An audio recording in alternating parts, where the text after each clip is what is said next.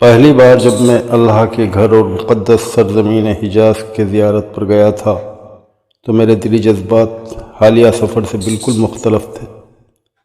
میں اجنبی شہر، اجنبی مقامات کی زیارت پر گیا تھا جن کے متعلق سنا اور پڑھا بہت کچھ تھا، اور دل میں ان کی زیارت کا شوق بھی انتہائی تھا، مگر حقیقت میں سامنا پہلی بار ہوا تھا۔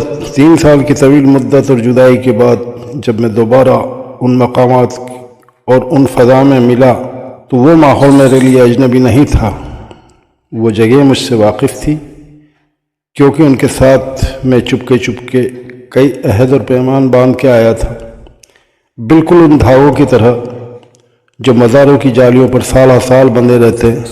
میں ان مقامات کے نفسیات سے بہت کچھ واقف تھا۔ شاید یہی وجہ ہے کہ سفر مقدس اس بار کا مختلف رہا۔ ایک طویل اور کٹھن مسافت کے بعد جب میں بامبے ایئرپورٹ پر پہنچا، وہاں پر غسل کر کے میں نے احرام باندھا۔ میرا دل دھڑک رہا تھا، میں اپنے دل کی آواز اپنے پہلوں میں صاف محسوس کر رہا تھا۔ وجہ یہ تھی کہ جب میں پہلی بار حرم شریف میں اللہ تعالیٰ سے کچھ وعدے کر کے آیا تھا، کچھ اپنے آپ سے وعدے کیے تھے، لیکن جب سفر سے لوٹا اپنے وطن تو وہ وعدے دھیرے دھیرے آہستہ میں فراموش کرتا چلا گیا۔ دنیا نے مجھے اپنے اندر ضم کرنا شروع کر دیا اور میں دنیا میں مصروف ہوتا چلا گیا۔ وہ تمام باتیں جو دین اسلام نے ہمیں سکھائی تھیں ان کو میں آہستہ بھولتا چلا گیا۔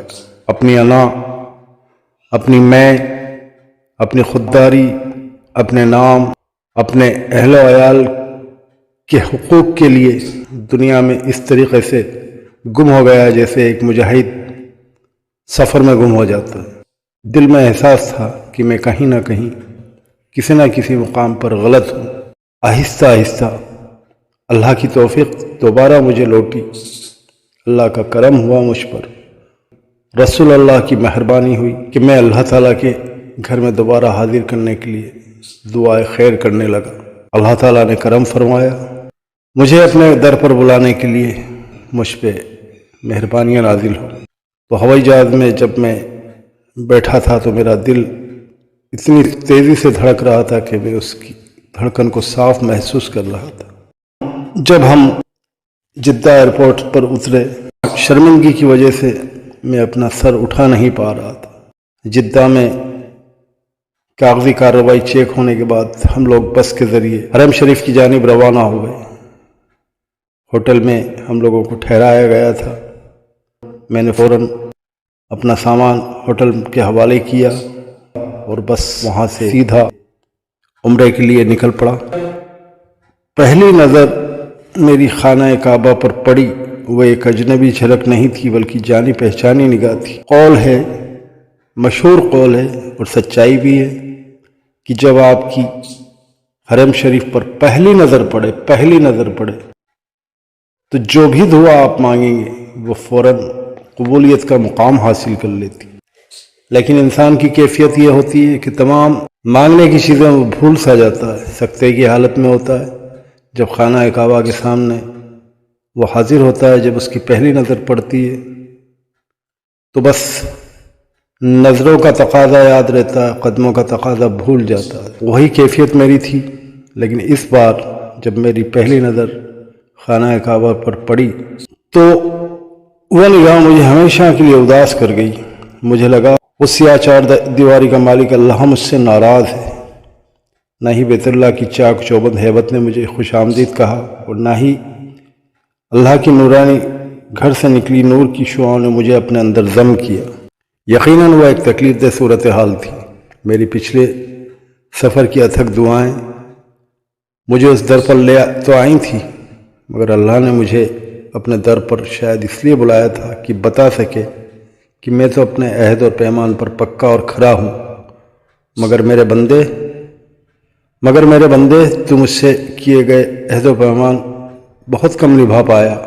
اکثر میرے بندے مجھ سے وعدے تو کر لیتے ہیں لیکن نبھا نہیں پاتے، انہیں فراموش کر جاتے۔ ہم سب حالت احرام میں تھے، اس لیے عمرہ ادا کرنے کے لیے آگے بڑھے۔ یہ وقت تہجد کا تھا۔ طواف کے بعد 7 چکر میں نے بہت بے چین اور بے کل ہو کر لگائے۔ نہ جانے مجھے کیوں لگ رہا تھا کہ اللہ نے ایک بار بھی پیار بھری نگاہیں مجھ پر نہیں ڈالی، حالانکہ میں اللہ کے گھر مہمان تھا اور اللہ مجھ سے ناراض ہی نہیں بلکہ بے نیاز بھی تھا، جیسے میں وہاں موجود ہی نہیں ہوں۔ جب میرے ذہن کے نہا خانوں میں وہ شعر سنسنا لگا کہ روٹھے رب کو منانا آسان ہے، روٹھے یار کو منانا مشکل ہے۔ ہم اپنے خدا کو اپنا دوست تو فٹافٹ بنا لیتے ہیں، اپنے تمام دکھ اس کی جھولی میں ڈال دیتے ہیں اور اپنی تمام ناراضگیاں شکوے اس سے کر کے ہلکے ہو جاتے ہیں، مگر ہم بھول جاتے ہیں کہ بندگی سے زیادہ مشکل دوستی کے تقاضے ہیں۔ سجدے کرتے رہو، فرائض نبھاتے رہو، اللہ کے احکامات پورے کرتے رہو تو اللہ بھی خوش اور بندہ بھی خوش۔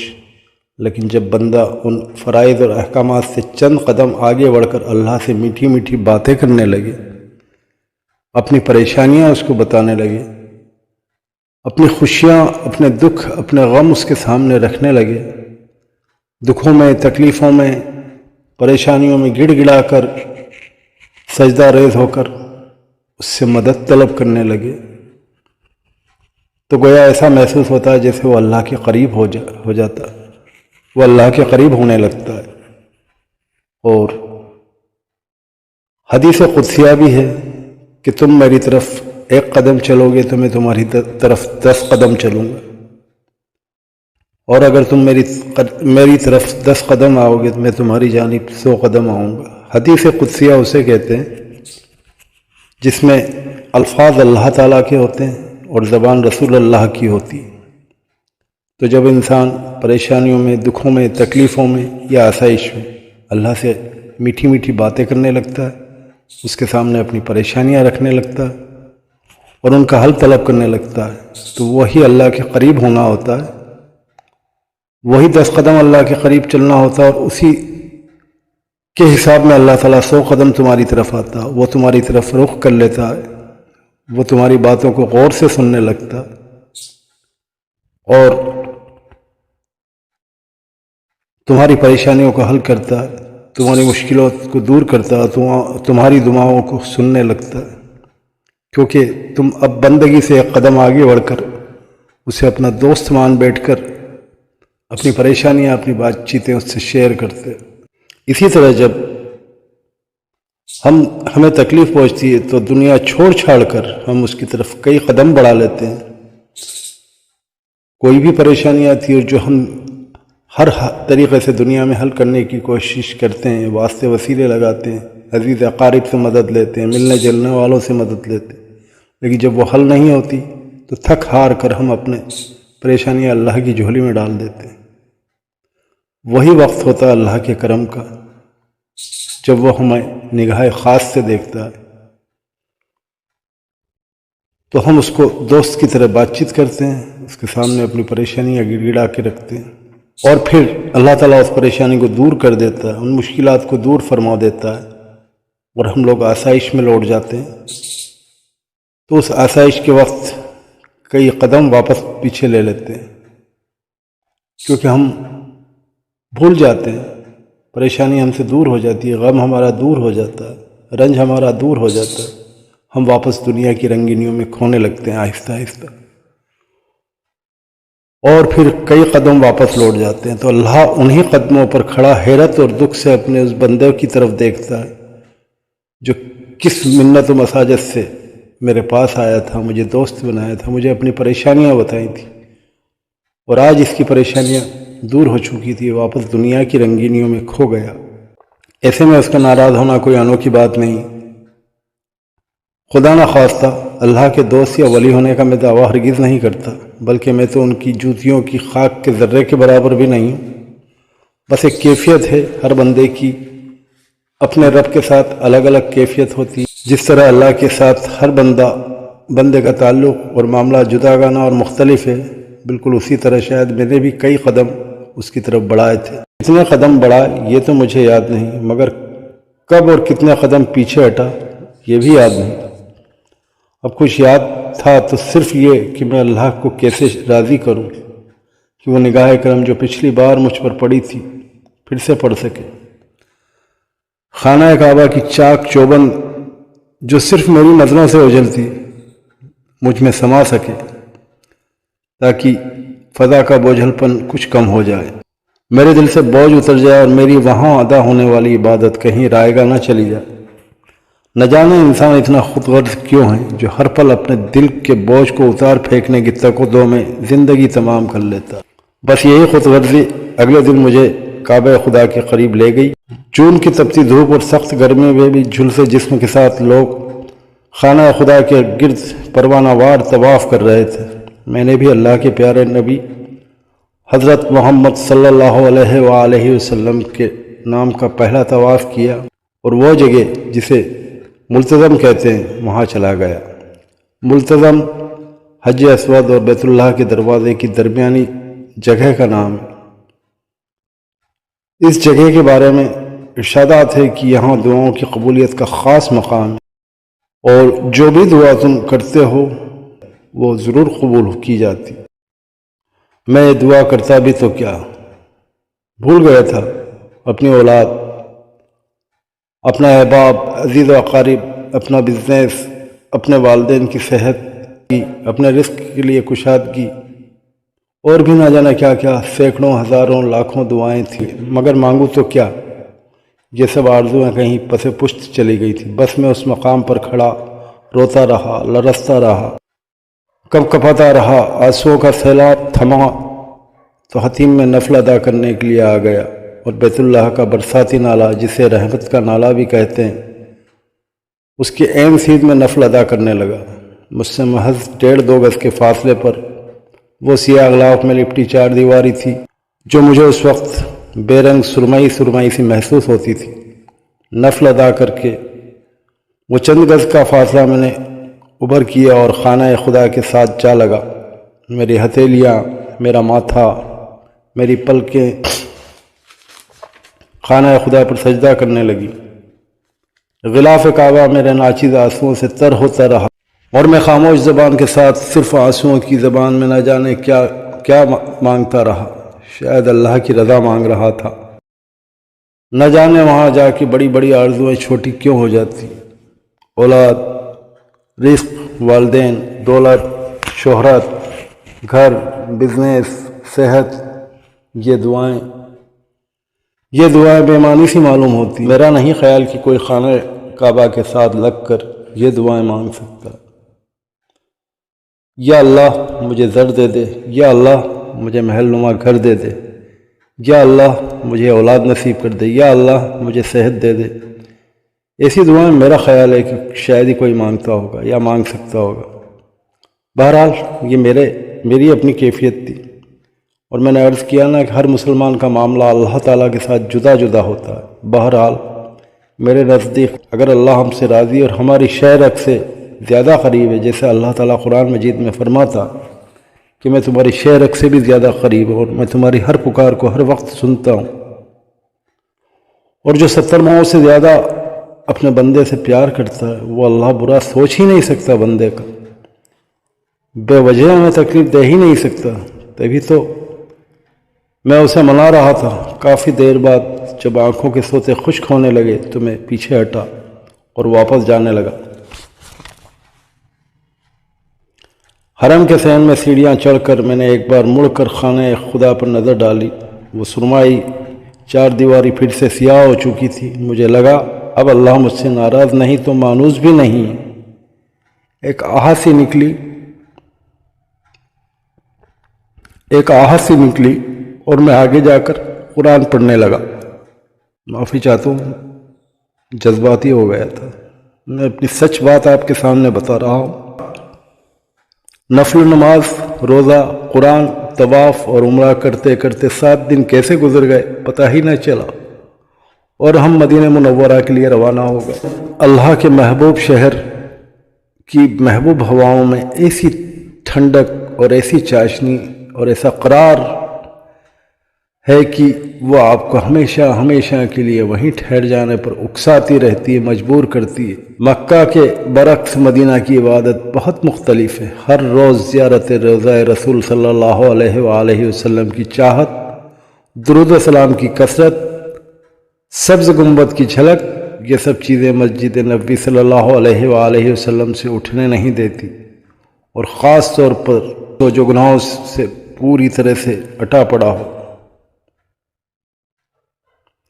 اور ہر بندہ وہاں جا کر جب نماز نفل یا نماز فرض ادا کرتا ہے تو اس کی خواہش ہوتی ہے کہ کاش یہ میری زندگی کا آخری سجدہ بن جائے، کاش دوبارہ سجدہ نہ کرنا پڑے، کاش میرا سر سجدے سے نہ اٹھے۔ مسجد نبوی میں حقیقی معنی میں خدا یاد آ جاتا، اس لیے نہیں کیونکہ ہر انسان کی بندگی کی انتہا پر ہوتی، بلکہ اس لیے کہ اس روضہ رسول میں دعا قبول ہوتی ہے۔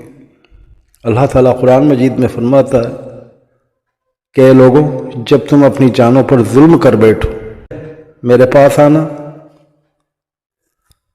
میرے یہاں گڑ گڑانا اور رونا، اس کے بعد میرے محبوب کے در پہ چلے جانا اور اس کا واسطہ لگانا، اس کو اپنی ساری پریشانیاں بتا دینا۔ اللہ تعالیٰ اس کے بعد ہم کیا کریں؟ پھر چپ چاپ خاموش سکوت ہو کے بیٹھ جانا۔ پھر اگر وہ ان کی شفاعت مجھ تک پہنچتی ہے تو میں تمہیں معاف فرما دوں گا، ورنہ تمہارا ختم مجھ سے کوئی سلسلہ نہیں، کوئی ناطہ نہیں۔ درود و سلام کا نذرانہ لے کر جب میں روضہ رسول صلی اللہ علیہ وسلم پر پہنچا تو دل ہمیشہ کی طرح پشیمان اور بےکل تھا۔ پچھلی دفعہ مقدس سرزمین کے اس ٹکڑے پر میں اللہ کے حبیب صلی اللہ علیہ وسلم سے جو عہد لے کر گیا تھا، اس کو اگر میں نے توڑا نہیں تھا تو صحیح طور پر نبھایا بھی نہیں تھا۔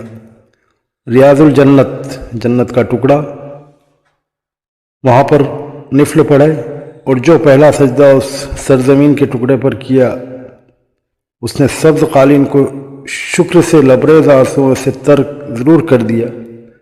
پھر میں دھکوں سے زیادہ دور ہٹ کر کھڑا ہو گیا اور روضہ رسول صلی اللہ علیہ وسلم کی طرف منہ کر کے درود اور سلام پڑھتا رہا، اور پھر اللہ تعالیٰ کو حاضر اور ناظر جان کر اس کے لا شریک ہونے کا یقین کامل رکھتے ہوئے میں نے دعا مانگی، وہ تمام دعائیں جو بیت اللہ شریف میں مانگنا بھول چکا تھا۔ آنکھوں سے آنسو جاری رہے، دل گڑگڑاتا رہا، اور زبان سے دینی اور دنیاوی ہر خیر و عافیت کی دعا نکلتی رہی، کیونکہ میں جانتا تھا کہ اللہ اپنے پیارے محبوب صلی اللہ علیہ وسلم کی سفارش ہرگز نہیں ٹالتا۔ تو پھر اس نادر موقع سے میں فائدہ کیوں نہیں اٹھاتا؟ میرے آنسوؤں کی نفسیات بھی عجیب ہے، بالکل گھر کے آئے ہوئے بادلوں کی طرح ایک دفعہ کھل کر برس جاتے ہیں اور پھر موسم دھنک رنگ لیے ہوئے کھل جاتا ہے۔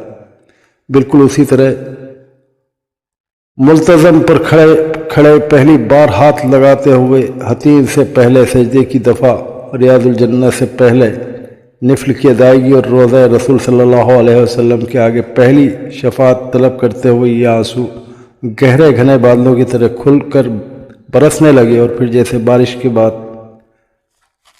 موسم کو قرار آ جاتا ہے، اسی طرح اس دل کو قرار آ گیا۔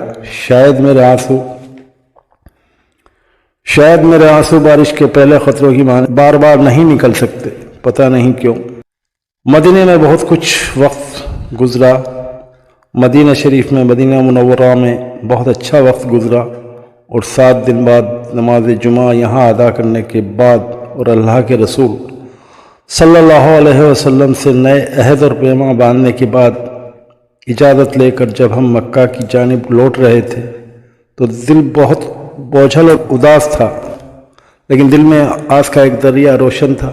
امید تھی کہ اللہ تعالیٰ اپنے محبوب رسول کے صدقے میں پھر سے مجھے توفیق دے گا، خشوع و خضوع عطا کرے گا، اور قرار کے ساتھ ہم دوبارہ مکہ معظمہ کی جانب لوٹ پڑے۔ معزز بہنوں اور بھائیوں، یہ اپنی زندگی کی سچی کہانی آپ کے سامنے میں نے پیش کی۔ میرا مقصد ہرگز اپنی خود نمائی کرنا نہیں تھا، صرف یہ احساس کروانا تھا کہ ہم اللہ تعالیٰ سے جو وعدے کرتے ہیں پریشانیوں میں، دکھوں میں، مصیبتوں میں، اس پر ہمیں قائم رہنا چاہیے۔ اللہ تمام عالم اسلام کو اپنی حفظ و امان میں رکھے اور آپ کے تمام جائز مقاصد اور تمناؤں کو پوری فرمائے، آمین اللہم آمین۔ اللہ تعالیٰ سے دعا کیجیے کہ میں اس کے در پر